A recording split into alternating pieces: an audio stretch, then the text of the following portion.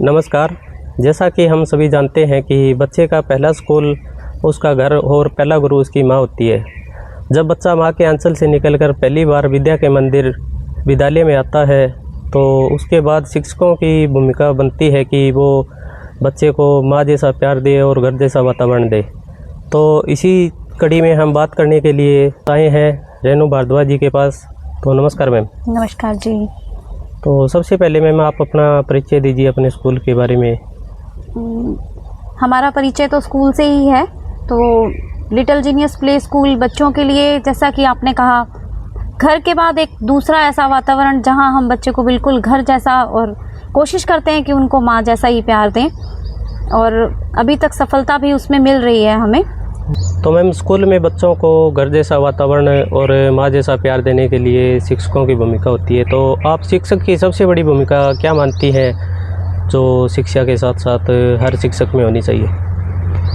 सबसे पहले तो शिक्षक में एक धैर्य होना बहुत ज़रूरी है, पेशेंस बहुत ज़रूरी है। जैसे एक माँ में, एक स्त्री में वैसे ही होता है पेशेंस, तो शिक्षक में पेशेंस बहुत ज़रूरी है। बच्चे के साथ धैर्यपूर्ण उसके हर प्रश्न का उत्तर देना। और दूसरा, शिक्षक की सबसे बड़ी भूमिका ये है कि हम बच्चों में अच्छे संस्कार डालें। मतलब एक बच्चे में अगर अच्छे संस्कार बचपन से ही होंगे तो वो एक अच्छा विद्यार्थी बनेगा। बच्चे का कॉन्फिडेंस और पर्सनैलिटी को डेवलप करने के लिए, विकसित करने के लिए आपके स्कूल में जो कार्य आप करवाते हो, तो उस पर आपके विचार? बच्चे की पर्सनैलिटी डेवलपमेंट के लिए पहली बात तो उस बच्चे को स्टेज फियर हम नहीं रखते। जैसे स्टार्टिंग से ही जब बच्चा पहली बार स्कूल में आता है तो टीचर्स के साथ उसकी बातचीत के बाद हम उस बच्चे को धीरे धीरे जैसे कविताएं याद करवाते हैं, राइम्स याद करवाते हैं, तो वो उनको स्टार्टिंग से ही नर्सरी क्लास से ही हम उनको माइक दे देते हैं और वो अपना माइसेल्फ सुनाते हैं, कविताएं सुनाते हैं। तो धीरे धीरे उनका स्टेज फियर जो है वो कम हो जाता है और टीचर और बच्चे के बीच में वो एक गैप नहीं रहता। तो बच्चा अपने आप से ही वो अपनी मन की बात उनसे कर सकता है। तो कॉन्फिडेंस उस बच्चे में अपने आप से ही बन जाता है जब उसको टीचर से डर नहीं रहता। तो मैम आप हमें ये बताएं कि छोटे बच्चों को कंपटीशन में डालना सही है या नहीं? देखिए, छोटे बच्चों को कंपटीशन की भावना अगर हम स्टार्टिंग से ही उनमें डाल देंगे तो वो चीज़, मुझे लगता है कि वो छोटे बच्चे अभी हार जीत के कॉन्सेप्ट को नहीं समझते। उनके लिए अभी तक हम अगर उनके मन में ये चीज़ डाल देंगे कि बेटा आप हार गए या आप जीत गए, वो उस चीज़ को नहीं समझते।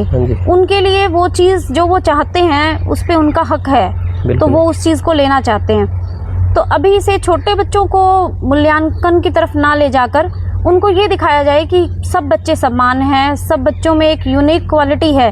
तो उसके लिए उसने जो पूरा साल कोशिश की, जो उसके टीचर्स ने सिखाया, जो उसके अभिभावकों ने सिखाया, वो उसने पूरा साल बहुत अच्छे से काम किया और वो उसका पारितोषिक जो है वो उसको मिलना चाहिए। तो मेरे ख्याल से बच्चों में कंपटीशन की भावना नहीं हमें पानी चाहिए। जैसे जैसे बच्चे बड़े होते हैं, जब वो उस चीज़ को समझते हैं कि ये चीज़ मैंने नहीं की इसीलिए मुझे ये मार्क्स कम मिले, या मैं क्यों पीछे रह गया क्योंकि मैंने कोशिश कम की। तो आप महिलाओं और लड़कियों के लिए क्या संदेश देना चाहेंगी? देखिए, महिलाओं के लिए तो वैसे मैं ये कहूँ कि अभी पुरुषों से ज़्यादा महिलाओं को महत्व मिलने लगा है और बहुत सारे अवसर भी हमें मिले हैं बहुत आगे बढ़ने के। पहले आप देखो कि महिलाओं को घर से बाहर नहीं निकलने दिया जाता था। अब चाहे वो परिवार का सहयोग कह लें, हम लोग बाहर जाकर काम कर रहे हैं, लेकिन अगर हमें वो अवसर मिले हैं तो मैं ये चाहती हूँ कि महिलाओं का और ख़ास तौर पर लड़कियों की भी ये चीज़ है कि हमें हमारी सीमाएं नहीं भूलनी चाहिए। अगर हमें आगे बढ़ने का अवसर मिल रहा है तो वो चीज़ हम अपनी सीमा में रहकर करें तो और भी ज़्यादा अच्छी प्रगति करेंगे। तो सेकंड पार्ट में हम बात करेंगे कि छोटे बच्चों की जो शिक्षा है उसमें स्कूल के साथ साथ अभिभावकों की, पेरेंट्स की कितनी भूमिका है। अगर इस विषय पर आपके कोई विचार हो तो आप हमें कमेंट के माध्यम से या मैसेज करके बता सकते हैं। आपके क्वेश्चन भी सेकंड पार्ट में लिए जाएंगे। बाकी बहुत बहुत धन्यवाद मैडम। धन्यवाद जी।